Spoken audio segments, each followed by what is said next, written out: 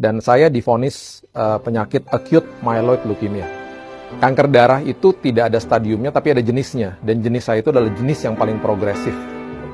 Dan dokter bilang, Bill, usia kamu cuma 3 bulan. Di situ, apakah saya takut dan bergetar lutut saya? Pasti. Yang sangat mengerikan adalah ketika dokter masuk ke dalam kamar dan dia mulai jelaskan tentang proses kemonya. Setelah pengobatan, Bapak akan melepuh, Pak, dan hancur organ-organ tubuhnya. Bapak masuk ICU, Bapak koma, dan Bapak meninggal. Karena kalau nggak diobatin pun ya 3 bulan, kalau diobatin paling tidak ada 30% chance masih bisa sustain lah, masih bisa diperpanjang dikit lah. Karena 70% gagal pengobatannya. Setelah saya dengar itu, saya nggak bisa ngomong, rasa takut mulai masuk, terus dokternya keluar.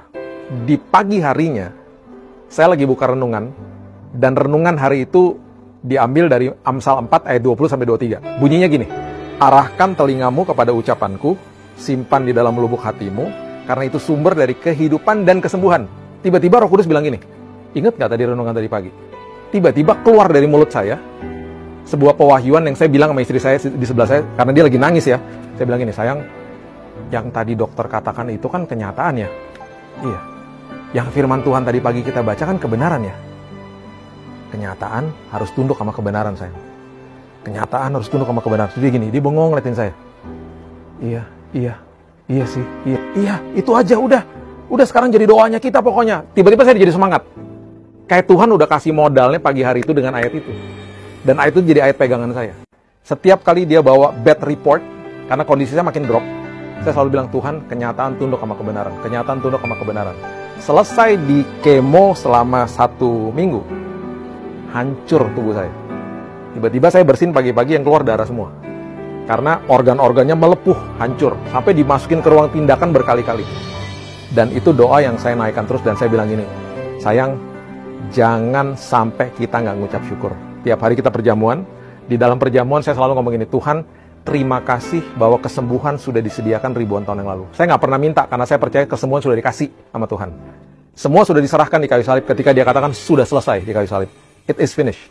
Dan saya bilang, Tuhan, aku ranting, engkau pokok anggur. Karena aku melekat kepada pokok anggur, apapun yang pokok anggur punya, berarti aku punya. Karena engkau sehat, aku sehat. Karena engkau nggak punya cancer, aku nggak punya cancer, Tuhan. Karena aku melekat kepada pokok anggur.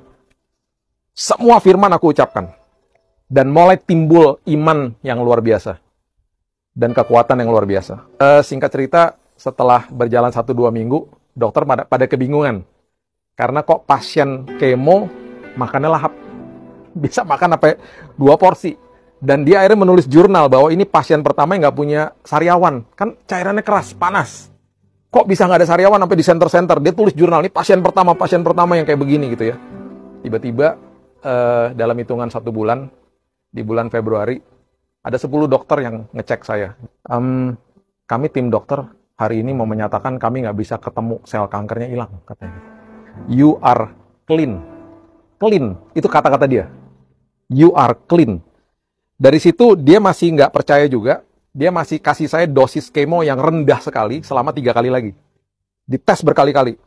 Dan akhirnya di tes yang keempat di bulan Mei, dia bilang, oke, selesai, stop, udah. Dan saya keluar dari rumah sakit. Saya yang nanya, saya nggak dikasih obat, dok?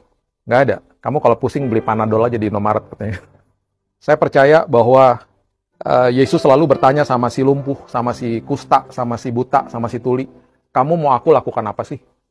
Dan selalu mereka bilang, aku mau lihat Tuhan, aku mau mendengar, aku mau tahir, aku mau jalan.